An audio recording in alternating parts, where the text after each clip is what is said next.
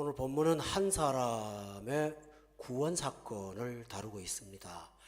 그런데 이 구원 사건을 다루는 까닭은 그 사람의 회심을 소개하는 뿐만 아니라 구원받은 사람들은 모두가 다 정도의 차이는 있지만 이와 같은 변화가 일어난다는 사실을 보여주는데 오늘 본문에 핵심이 있습니다. 우리가 지난 시간 2시간을 걸쳐서 8장에 보면 사마리아라는 그 성이 예수님을 빌립을 통해서 소개받고 영접을 하고 큰 성에 기쁨이 있었습니다. 그리고 우리가 바로 지난 시간에 말씀을 드린 것은 광야에서 이디오피아 사람, 아프리카 사람을 빌립이 또 전도했는데 이 사람이 예수님을 믿고 기쁘게 집으로 돌아간 사건들을 한번 살펴보았습니다. 그런데 오늘 본문은 앞에 2장과 좀 다른 차이가 있습니다. 아주 상세하게 예수님을 만나게 된 그 과정들이 아주 상세하게 기록되어 있습니다. 그뿐 아니고 22장과 26장에도 이 본문이 2번씩이나 계속 반복되는 대단히 중요한 내용으로 오늘 예수 믿는 우리 모두에게 하나님께서 이 본문을 주목해 보라고 말씀하고 있습니다. 여기서 본문의 핵심은 구원이 임했을 때 어떤 일이 일어나는가 하는 것입니다. 첫 번째, 방향 전환이 일어납니다. 본문의 9장에 보면 3절에 사울이 길을 가다가 라고 되어 있습니다. 그런데 9장 2절에 보면 그 도를 따르는 사람들이 또 나옵니다. 8장 39절에 보면 내시는 기쁘게 길을 갔다라고 되어 있습니다. 40절에 보면 길을 갔다는 말을 하진 않지만 여러 성을 지나 다니며 라고 되어 있습니다. 본문이 의도적으로 이 길을 가는 사람들을 자세하게 소개하는 까닭은 여러 사람들은 다 길을 가고 있습니다. 사울도 길을 가고 있습니다. 그런데 앞에 사람이 가는 길과 사울이 가는 길은 달랐습니다. 앞에 사람인 내시가 가는 길은 구원받고 39절에 보니까 기쁘게 길을 가는 거였습니다. 근데 9장 1절에 보면 사울은 위협과 살기가 등등해서 길을 가고 있었습니다. 이 엄청난 차이가 있습니다.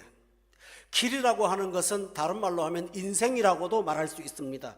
왜냐하면 9장 1절에 보니까 위협과 살기가 그 순간의 분노가 아니라 여전히 위협과 살기가 있었기 때문입니다. 계속해서 어떤 분노를 안고 살았다라는 것을 본문이 표현하고 있습니다. 그렇다면 어떤 사람은 기쁘게 인생 살고 어떤 사람은 분노로 인생을 사는 이 양극단의 차이가 오늘 본문에 나옵니다. 그런데 구원이란 무엇일까요? 바로 기쁘게 길 가지 못하고 분노하면서 인생 살고 기독교 박해하면서 인생 사는 사람, 이런 사람 바뀌어서 방향 전환이 되는 것이 구원입니다. 자기 스스로 길을 돌린 것이 아닙니다. 17절에 보면 그 길은 자유로 돌리는 것이 아니라 형제 사울아 주 곧 내가 오는 길에서 나타나셨던 예수께서 그의 길을 돌이키셨습니다. 그 길에 나타나신 주님께서 그 길을 막으시고 그 길을 돌이켜 주셨습니다. 그때 이후에 바울은 그냥 분노로 가지 않고 달려가는 길을 걸어갔습니다. 그는 성경을 통해서 나의 달려갈 길을 마친다고 말했습니다. 분노로 갈 때도 달려갔습니다마는 변화되고도 달려갔습니다. 그 길은 무엇일까요? 내시가 기쁘게 길을 간 것과 똑같습니다. 빌립이 아소도에 복음을 전하면서 가이사랴까지 가는 복음의 길과 똑같습니다. 우리가 예수님을 영접하기 전에는 이사야 53장의 6절에 보면 우리는 다 그릇 행하여 각기 제 길로 갔던 사람들입니다. 그런데 그런 자를 하나님께서 불러서 막으시고 당신을 향하여 가도록 인생을 바꿔놓으신 것이 구원입니다. 그래서 예수 믿는 사람은 방향 전환이 됩니다. 오늘 본문에 나오는 사울은 다메섹을 향하여 가고 있었습니다. 그런데 구원받고 나서도 그는 여전히 다메섹을 향하여 가고 있었습니다. 방향은 다르지 않습니다. 똑같습니다만은 그는 박해하려고 갔던 다메섹에 가서 복음을 전도하려고 가는 사람으로 바뀌었습니다. 이것이 바로 방향 전환입니다. 예수 믿는 사람은 바로 이러한 사람입니다. 그러므로 성도 여러분도 여러분 자신을 돌아보십시오. 우리가 예수님을 믿고 인생의 방향, 목적, 가치관이 전환이 되었는지를 살펴보시기를 바랍니다. 찬송가에 보면 이전에 좋던 것 이제는 값없다라고 되어 있습니다. 이것이 인생이고 이것이 구원의 핵심입니다. 두 번째 구원은 무엇일까요? 잡히는 것입니다. 본문 9장에 보면 2절 끝에 보니까 사울이 남녀를 막론하고 결박하여 예루살렘으로 잡아오려 함이라고 되어 있습니다. 그 사람은 사람을 잡으려고 2절에 보니까 공문까지 소지하고 사람을 체포하러 다녔습니다. 그런데 본문 8절에 보면 그는 사람 하나 잡지 않고 자신이 잡힌 사람이 됐습니다. 사람의 손에 끌려다녔다고 기록되어 있습니다. 나중에 훗날 바울은 자기 자신을 구원받은 자로 소개하면서 빌립보서 3장 12절에 나는 예수께 잡힌 바 된 사람이라고 말했습니다. 여러분, 이 세상 사람들 대부분 다 잡으려고 삽니다. 전부 잡으려고 삽니다. 돈 잡으려고 살아, 행복 잡으려고 살아, 사랑 잡으려고 살아, 사람 잡으려고 살아, 통제하려고 살아, 전부 잡으려고 합니다. 결혼하고 부부 사이에 문제가 생기는 게 뭘까요? 배우자들이 서로 잡으려고 합니다. 내 욕망에 내 배우자를 잡으려고 하고, 회사 가서 문제가 생기는 게 뭡니까? 내 이권 때문에 사람 잡으려고 하는 것입니다. 평생 잡으려고 다닌 사람이었습니다.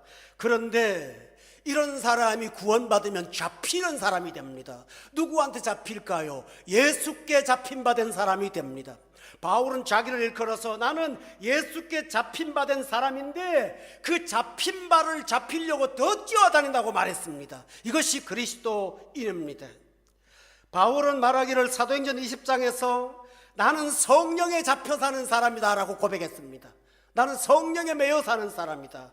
사도행전 18장 5절에 보면 나는 말씀에 붙잡혀 사는 사람이라고 그렇게 고백했습니다.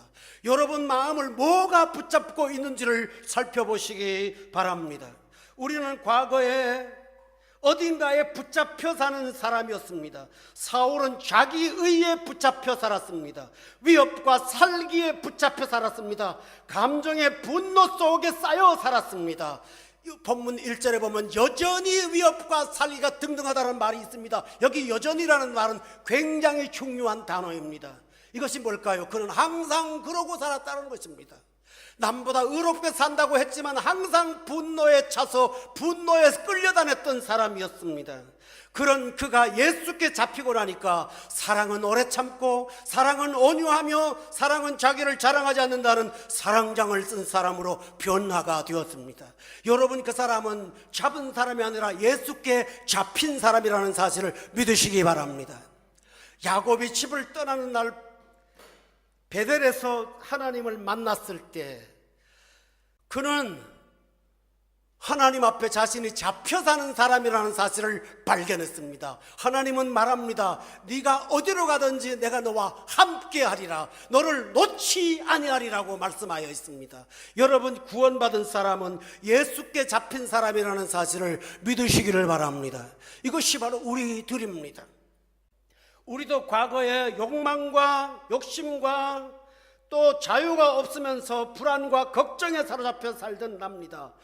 지금도 예수 믿는 사람들 가운데는 여전히 예수께 잡히지 못하고 염려, 분노, 감정 여러 가지에 잡혀 사는 사람들을 제가 볼 때가 너무나 많이 있습니다. 그러나 이런 사람 바꾸어서 예수가 잡아서 예수의 구속됨으로 인해서 잡혀 사는 사람, 이것이 바로 구원받은 사람의 증거입니다. 사도 바울은 그날 이후로 자기 스스로가 어디를 간 적이 한 번도 없어요. 항상 마음속에 예수가 잡힌받은 그것을 향하여 따라갔던 사람이라는 사실을 본문이 보여주고 있습니다.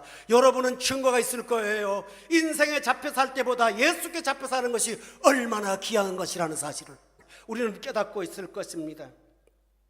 세 번째로 구원은 무엇일까요? 빛을 받는 것입니다. 오늘 본문의 9장에 보면 사울이 3절에 보니까 홀연히 하늘로부터 빛이 그를 둘러 비추었습니다. 26장 13절에서 나중에 바울이 이 때를 소개하면서 때는 경호였다, 해보다 더 밝은 빛이 내 눈을 가렸다라고 고백하고 있습니다. 여러분, 이 빛은 태양빛도 아닙니다.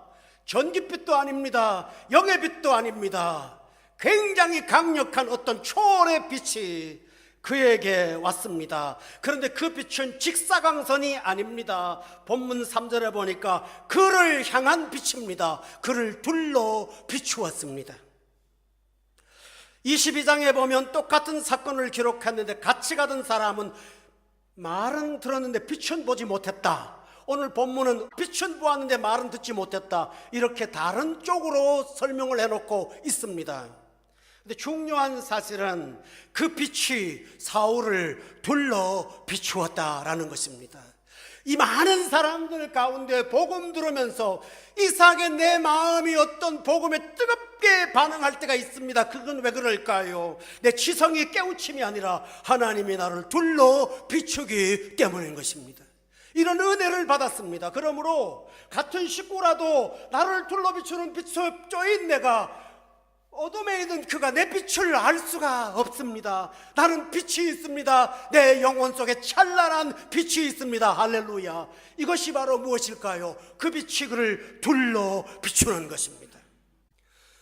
누가복음에 보면 예수님이 탄생하신 날 밤에 자기 양떼를 지키던 목자들, 베들레헴 지역의 목자들, 하나님의 영광의 빛이 그들을 둘러 비추었다라는 말이 신기하게 나타납니다. 여러분 기억하십니까?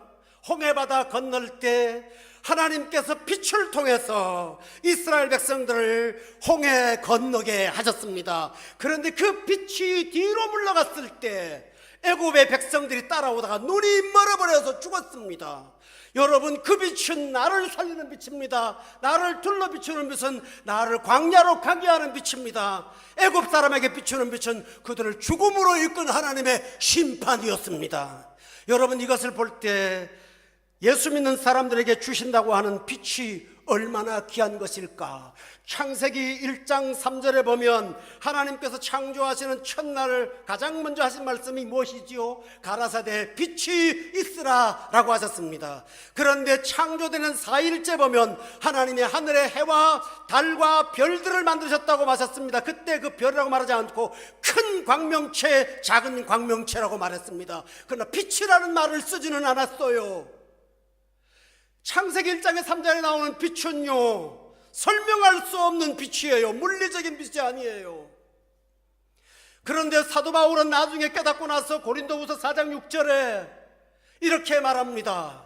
어두운 데서 빛이 빛이라 하신 그 하나님께서 믿는 우리에게 예수 그리스도의 영광에 있는 하나님의 영광을 아는 빛을 내 마음속에 비추어 주셨느니라. 이것이 보배라고 설명하고 있습니다.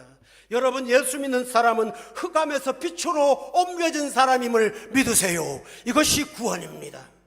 그래서 성경은 말하기를 바울은 너희가 전에는 어둠이었더니 이제는 빛이라 라고 소개하고 있습니다.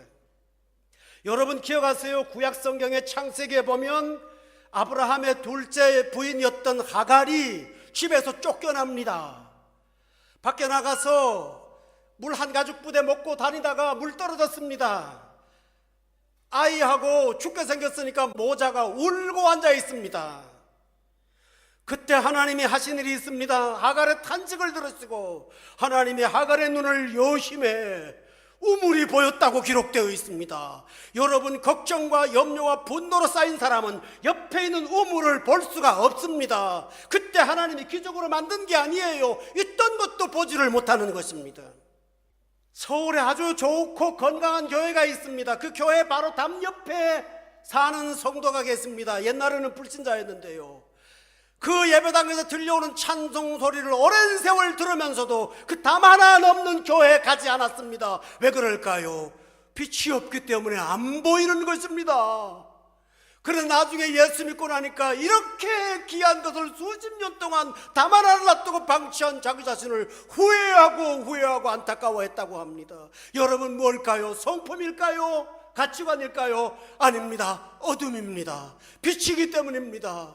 여러분, 사랑하는 교우 여러분, 우리가 예수 믿게 된 것은 우리의 공부한 지성 때문이 아닙니다. 우리 감정 때문이 아닙니다. 주께서 빛을 비추어 주셨기 때문에 내 속에 하나님의 영광을 아는 능력이, 깨우침이 나타나게 됨을 믿으시기 바랍니다. 빛이 오고 나서 어떤 일이 벌어졌는지 아세요? 본문을 자세히 보세요. 8절에 보면 사울이 땅에서 일어나 눈은 떴는데 아무것도 보지를 못했습니다. 성도 여러분, 진짜 예수 믿고 나면 처음에요, 혼란이 일어납니다. 대혼란이 일어납니다. 지금까지 살아온 거 헛거라는 사실을 깨달으니까 눈이 안 보입니다. 앞으로 어떻게 살아야 될지 캄캄해요. 정말 예수 믿고 나면 세상에 소망이 없다는 사실을 발견합니다. 빛이 없다는 사실을 발견합니다. 세상에 구원이 없다는 사실을 깨닫습니다. 내가 무시무시한 동네를 살아왔구나 하는 걸 깨닫습니다. 눈이 아무것도 안 보입니다. 그런데 본문에 보세요. 17절에 보면 아나니아가 떠나 그 집에 들어가서 그에게 안수하여 이르되, 형제 사울아, 주곧 내가 오는 길에서 나타나셨던 예수께서 나를 보내어 너로 다시 보게 하신다라고 되어 있습니다. 여러분, 그 빛은 눈을 멀게 했습니다. 그런데 예수님이 다시 보게 하는 새 눈을 뜨게 되었습니다. 이것이 구원입니다. 내가 공부 많이 해서 눈을 뜨는 것이 아닙니다. 보게 하실 때 보는 것입니다. 아담과 하와가 선악과를 먹고 제일 먼저 일어나는 현상이 뭔지 아세요? 눈이 밝아진 것입니다. 그 다음에 절차에 따른 순서가 뭔지 아세요? 자기들의 벌거벗은 것을 보기 시작한 것입니다. 그러나 사울의 눈을 멀게 하신 하나님께서 다시 보게 하실 때는 17절에 보니까 보게 하실 때는 성령으로 충만해졌다고 기록되어 있습니다. 다시 기억하십시오.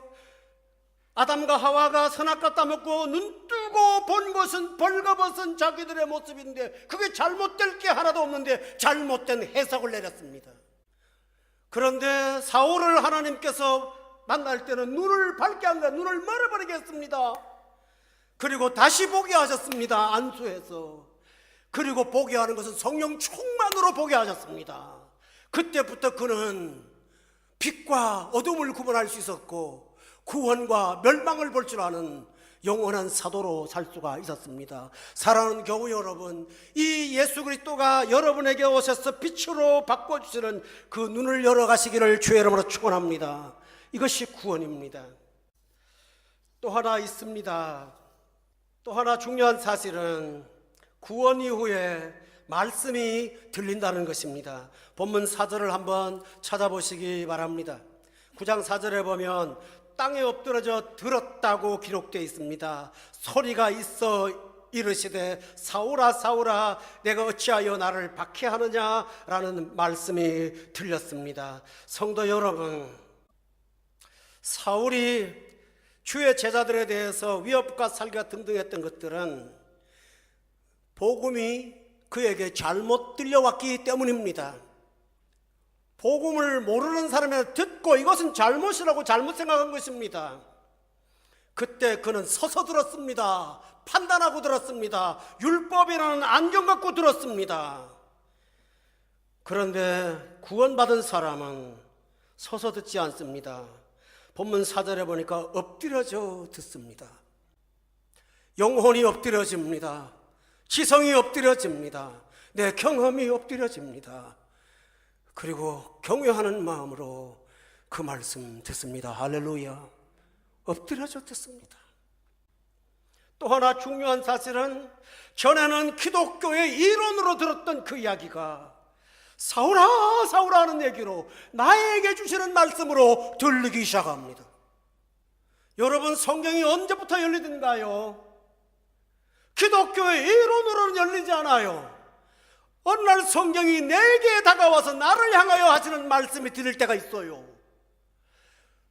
바로 그것이 소리가 들리는 거예요. 전 어린 시절 주일학교 다닐 때 다 교회에서 일상적으로 하지 않습니까? 성경 읽으라고 하고 상도 주고 또 교회 가면 몇 장 읽었다고 스티커 붙여놓고 이런 거 했고요. 군대 가서도 제 의지로 군대 있는 동안 한번 성경 한번 제대로 읽어야지 하고 또 읽은 적도 있고요.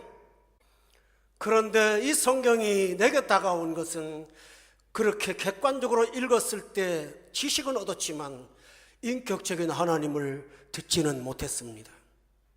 그러나 어느 날 나를 향하여 다가오시는 말씀을 듣고 나서야 하나님의 말씀이 열리기 시작했습니다.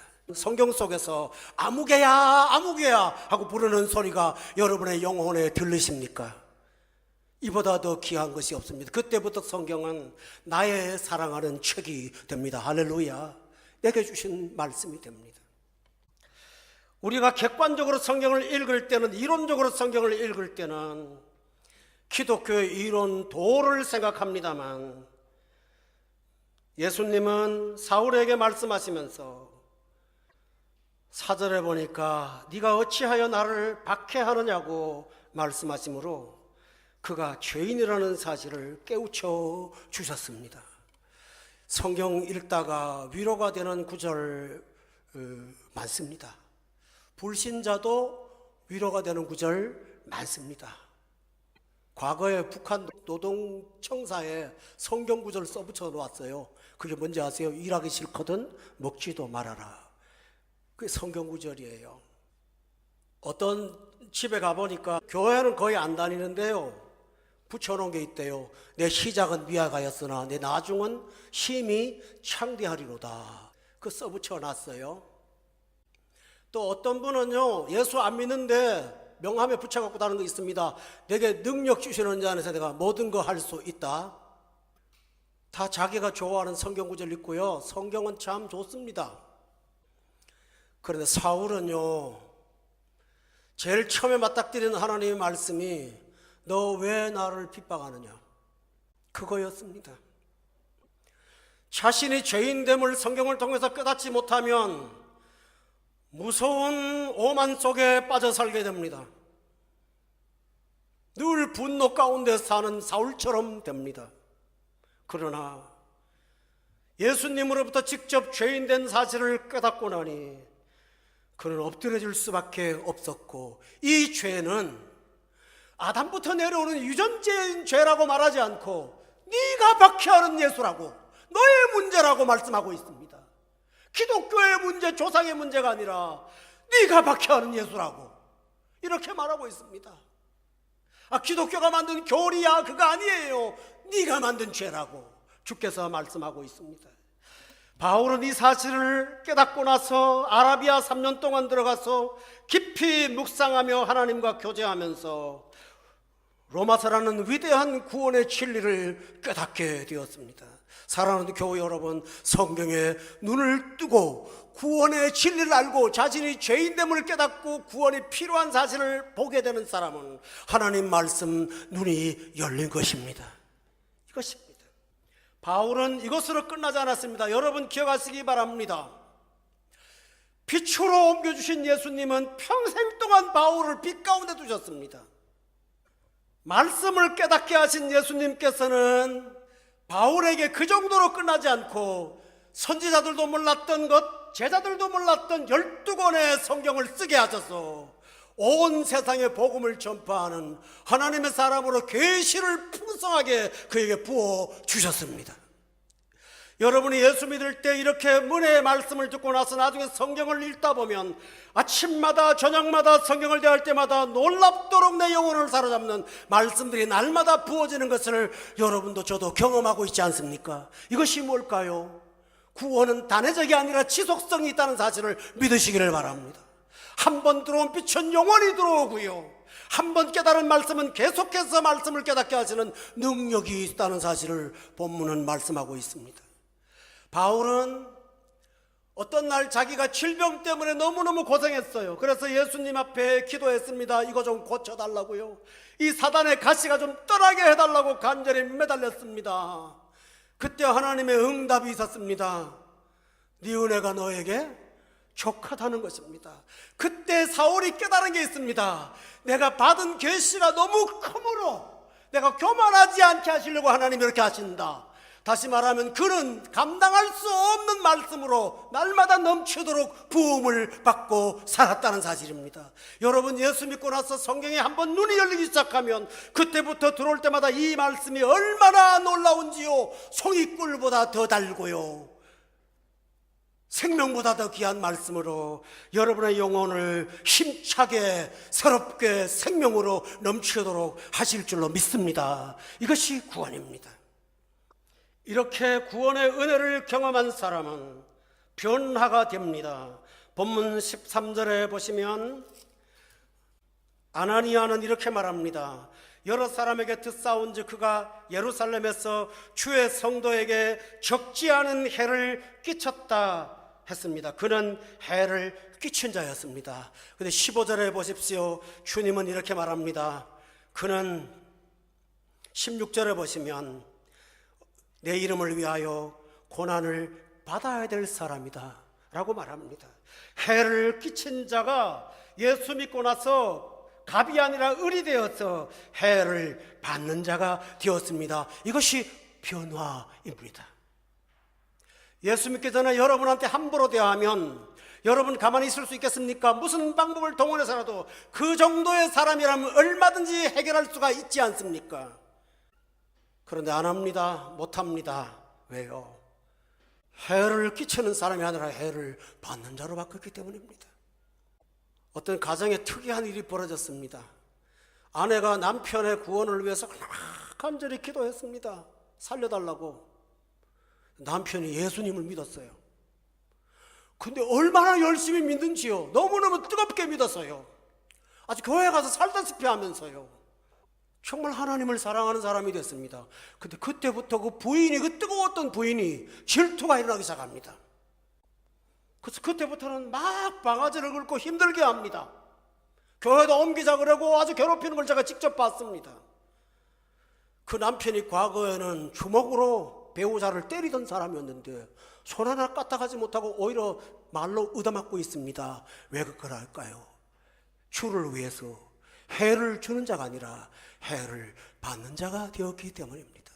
오늘 성도 여러분, 참 구원은 내가 이득을 더 얻는 것도 중요하지만 정말 중요한 사실은 주를 위해서 남아있는 교회의 고난을 몸으로 감당하는 사람, 바울은 자기를 이렇게 말하고 있습니다. 여러분 그렇게 살고 있습니까?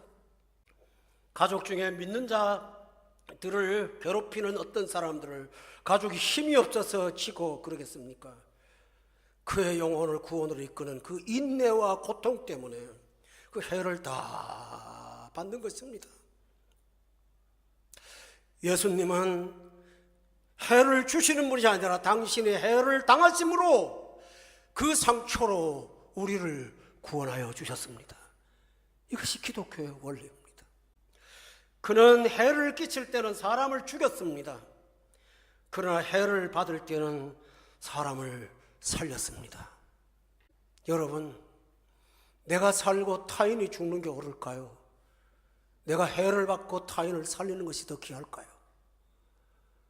바울은 바로 그와 같은 생명의 길을 걸어서 이 땅에 많은 사람들에게 예수 복음을 전파케 하고, 어떤 분은 이렇게 말했습니다. 구원은 예수님이 하셨고 기독교는 바울이 만들었다라고 말할 정도로 그는 지상에서 사람 가운데는 가장 귀한 일을 감당할 수가 있었습니다. 교우 여러분, 지난주에 말씀드렸던 내시와 바울을 비교해 보십시다. 처음부터 고분고분했던 사람 쓰기 좋을까요? 처음부터 완악했던 사람 쓰기 좋을까요? 여러분은 누구를 쓰시겠습니까? 하나님은 내시가 구원받은 이후의 삶에 대해서는 단 한 자도 기록한 것이 없습니다. 그러나 이 완악한 바울이 구원받고 그가 지중해를 5차례 다니면서 복음 전하고 골로새 교회, 빌립보 교회, 고린도 교회, 예배소 교회, 갈라디아 교회, 이런 수많은 교회들을 개척하게 하신 것은 완악한 사울이었다는 사실을 기억할 수가 있습니다. 교회 여러분, 이것이 구원의 변화입니다. 나를 통해서 영원히 남는 갇힌 일을 한다면 이보다 더 귀한 일이 어디 있을까요? 할렐루야. 오늘 본문에 보면 사람으로는 설명할 수 없는 신비한 것이 있습니다. 내시는 하나님을 무척 찾았어요. 그 바쁜 와중에도 그 먼 길을 걸어가서 예배드리고 그 예배에 답답함을 느낀 나머지 올 때는 마차에서 성경을 읽고 성경을 읽어서 답답해할 때 하나님 보내준 사람을 만나서 성경 좀 가르쳐달라고 요청했고, 세례받으라고 강요하지 않았는데 길 가다가 물이 있으니까 세례 좀 달라고 요청해서 예수 믿은 사람이었습니다. 그러나 사울은 정반대입니다. 박해하려고 갔습니다. 위협과 살기가 등등해서 갔습니다. 스데반이 죽은 것을 얼마 전에 보았고 또 죽이려고 했고요. 다른 성경에 보면 그는 교회를 잔멸했던 사람이었습니다. 정말 눈으로 씻고 아무리 현미경으로 살펴보아도 요만큼의 마음도 하나님을 향하여 구도하는 마음 없었습니다. 여러분, 우리가 그런 악한 사람을 볼 때마다 절망합니다. 저 사람한테 무슨 구원이 갈까? 그러나 하나님은 이런 사람 구원하셨습니다. 사람은 할 수 없으되 하나님은 능히 하십니다. 아멘. 그래서 우리가 박해를 받아도 그 사람을 보고는 소망을 못 가지지만 그 사람을 구원하시는 하나님을 보고 기다릴 수가 있습니다. 어떻게 해요? 본문의 9장에 보면 놀라운 단어 하나를 말씀하고 있습니다. 그것은 3절입니다. 호련히 하늘로부터. 호련히 하늘로부터. 성도 여러분, 이 호련이라는 단어는 성경에 딱 2번만 나옵니다. 오순절 성령 강림할 때 호련히 빛이 갈라졌다고 되어 있습니다. 오늘 본문에 호련히, 그렇습니다. 내가 예상하지 못한 시간, 내가 상상하지 못한 어떤 시간에 하나님께서 도저히 구원받지 못할 사람, 그런 사람을 하나님의 사람으로 바꾸어 놓는 그날이 우리의 소망임을 저는 믿습니다. 이렇게 사울은 변화를 받았습니다. 구원은 반응도 중요합니다. 성도 여러분, 바깥에서 빛이 가득하지만 커튼을 가려놓고는 빛을 들어오지 하게 할 수가 없습니다. 사람이 해야 되는 일이 하나 있다면 빛이 다가왔을 때 그 빛을 향하여 문을 여는 것입니다. 그것은 해야 되지 않을까요? 그것이 바로 영접입니다. 완악한 시간에 사울은 호련히 임하시는 빛에 거꾸러진 다음에 가장 중요한 질문을 하나 합니다. 딱 하나, 오늘 본문 전체에서 사울이 한 말 하나밖에 없습니다. 주여, 누구십니까? 예수님 누구십니까? 당신은 누구십니까? 당장 구원을 이뤘다고 할 수는 없습니다. 그러나 당신은 누구십니까? 물었을 때 주님이 말씀하십니다. 너 일어나서 시내로 들어가라고. 너한테 행할 것을 내게 이룰 사람을 내가 준비해 놓았다고 말씀하십니다. 사랑하는 교회 여러분, 평생 교회 다니면서 주님 누구십니까? 묻지 않는 사람들이 엄청나게 많다는 깜짝 놀란 사실을 여러분 아십니까? 기도하면 응답받습니다. 다 압니다. 복받습니다. 다 압니다. 은혜 받습니다. 다 압니다. 그러나 예수 당신 누구십니까? 과연 이렇게 시작합니까? 헬라 사람 몇 사람이 예수님이 십자가에 달리기 전에 제자들을 찾아왔습니다. 딱 한마디 합니다. 우리가 당신의 선생님인 예수님을 보고자 합니다. 미국의 어떤 교회의 강단의 목사님이 평생 설교하면서 예수의 길을 잘 하지 않으니까 장로님 한 분 중에 그 구절을 써갖고 우리는 예수 보기를 원합니다 하는 것을 강단에 써놓았다고 합니다. 성도 여러분, 한한상 교수는 말하기를 예수 없는 기독교가 오늘 삶의 가장 큰 문제라고 말했습니다. 오늘 가장 중요한 절정은 빛이라는 추상적인 체험이 아닙니다. 들리는 말씀이 아닙니다. 가장 중요한 것은 그 길에서 너에게 나타나신 예수님이십니다. 그 길에서 추상적인 빛이 아닙니다. 그 길에서 혼란스러운 음성이 아닙니다. 그 길에서 나타나신 예수, 핍박받는 그 예수, 그분이 나타나고 그분을 만났습니다. 나중에 훗날 바울은 그날을 부활의 주님이 자기에게 당신을 보여주셨다고 말했습니다.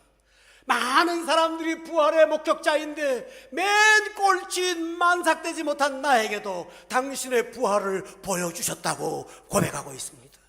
여러분, 예수 보고 나서야 사람 변하는 것입니다. 그러므로 여러분이 이 시간 물으십시오. 주여, 당신은 누구십니까? 질문할 때마다, 복음을 들을 때마다 이 말씀을 들으십시오. 그리고 그분에게 주목하십시오. 지난 시간 4시도 말합니다. 이 글을 이사야 53장을 읽지 않았습니까? 그는 말합니다. 이 글에서 말하는 것이 선지자입니까? 아니면 다른 사람을 말하는 것입니까? 빌립이 내시에게 전할 때 8장 35절에 보니까 이 글에서 시작하여 예수를 가리켜 복음을 전했다고 했습니다. 사랑하는 교우 여러분, 왜 예수 그리스도가 가장 절정이고 중요합니까? 하나님이십니다. 사람으로 오신 하나님이십니다. 우리의 죄값을 지시고 대신 십자가에 대속하신 대속의 구원자이십니다. 우리를 살리시려고 3일 만에 부활하셔서 영생을 선물로 주신 분이 예수님이십니다. 아담이 파괴한 하나님의 형상을 온전하게 회복하셔서 첫사람 아담이 아니라 둘째 사람 아담으로 이 땅에 오셔서 우리를 하나님의 영광 가운데로 가도록 만들어 가시는 영광의 주가 그리스도이십니다. 신구약 성경에서 전체가 모였을 때, 변화산에서 모세와 엘리야와 예수님이 만났을 때 그분들은 모여서 예수께서 예루살렘에서 별세할 것을 서로 의논하시면서 예수가 중심임을 가르쳐 주었습니다. 모세는 그리스도를 위하여 받는 고난을 애굽의 잠깐의 죄악보다 더 가치 있게 여겼다고 고백하고 있습니다. 사랑하는 교우 여러분, 성경이 예수님을 말합니다. 우리의 구원이 예수님께 있습니다. 우리 영생이 예수님께 있습니다. 아무리 악한 자도 주님 앞에 오면 용서받고 새 사람 될 수 있는 것은 예수밖에 없음을 믿으시기 바랍니다. 그러므로 예수가 누구냐고 물어야 됩니다. 골로새서는 말하기를 모든 신성이 육체 안에 거하시는 분이 유일하게 예수님이라고요. 여러분, 사람의 그릇이 한계가 있지 않습니까? 내가 이만한 그릇이 있다면 이만큼밖에 못 담죠. 근데 모든 신성을 육체에 담을 수 있는 분은 세상에 아무도 없습니다. 예수밖에 없습니다. 그러므로 바울은 말하기를 그리스도야말로 비밀이요 하나님의 영광이요 풍성이라고 소개하고 있는 것입니다. 그러므로 성도 여러분, 예수님을 물으시기를 주의 이름으로 축원합니다. 예수님을 물으세요. 예수님을 배우세요. 예수님을 따라가세요. 십자가를 배우세요. 십자가를 지세요. 그리고 사는 것입니다. 바울에게 예수님이 나는 내가 박해하는 예수라고 말했는데 아나니아에게 찾아갔더니 아나니아가 단지 축사에서 안수할 기도만 한 게 아니라 예수께서 너를 눈을 뜨게 하신다, 내 손이 아니다라고 말합니다. 그리고 예수님 말합니다. 내 이름을 위하여 살 사람이라고 말합니다. 그러므로 성도 여러분, 바울의 질문은 천금과도 바꿀 수 없는 엄청난 질문이었습니다. 당신이 누구십니까? 오늘 여러분도 그 의문을 갖고 주님 앞에 다시 나아가 보시기를 주의 이름으로 축원합니다. 제게 그리스도의 영광이라는 책을 쓴 존 오웬이라는 청교도 신학자의 책이 있습니다. 그 책을 사서 80페이지 정도밖에 못 읽었습니다. 5년이 지났는데도요. 책을 꼽아놓고 제 서재에서 읽지 않은 책들이 저를 고발할 때가 많거든요. 너 책 왜 샀냐? 그리스도의 영광이라는 책이 자꾸 제 마음을 불편하게 합니다. 제가 80페이지까지 못 읽었은 게을러서가 아니고요. 그 책의 구절들이 너무 영광스러워서 그 목사님 같은 설교를 평생도 못 해본 제가, 한 번도 못 해본 제가 그 놀라운 메시지 앞에서, 물론 성경하고 비교할 것은 아닙니다만은 사람이 쓴 책 중에 이렇게 그리스도의 영광을 드러내는 책을 보고하면서 그 난해하고 복잡한 걸 보면서 저는 그 책 앞에서도 초보의 초보라는 사실을 발견합니다. 성도 여러분, 왜 그럴까요? 골로새서에 보면 예수 그리스도는 만물의 으뜸이십니다. 그분은 전에도 계셨고 이제도 계시고 장차 오실 분이십니다. 시간도 통제할 수 없는 분, 공간도 통제할 수 없는 분, 그분이 누구십니까? 예수님이십니다. 그러므로 이 예수님을 물으십시오. 그리고 예수님을 알되 더 풍성히 알아가십시오. 따라합시다. 한번 따라할까요? 나는 양으로 하여금 생명을 얻고 더 풍성케 하려 함이라. 그렇습니다.